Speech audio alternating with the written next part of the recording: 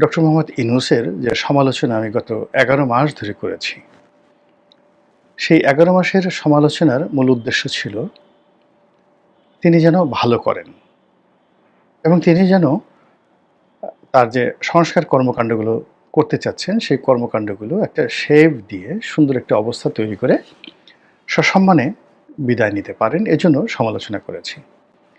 কিন্তু আজকে থেকে আমার কাছে মনে হচ্ছে যে আমি আর তার সমালোচনা করব না। সমালোচনা করার আর প্রয়োজন নেই।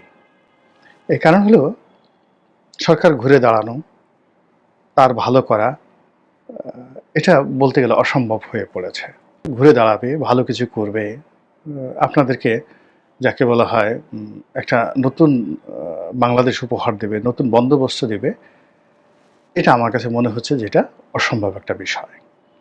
তো কাজেই কোনো একটি দুর্বল সরকারের যে আসলে কিছুই করতে পারবে না, নিজের উপকার করতে পারবে না অন্যের ক্ষতি ছাড়া, তো তাদের সমালোচনা করা, তাদেরকে প্রমোট করা বা তাদের পেছনে সময় ব্যয় করাটা আমার কাছে wastage of time, money and energy বলে মনে হয়।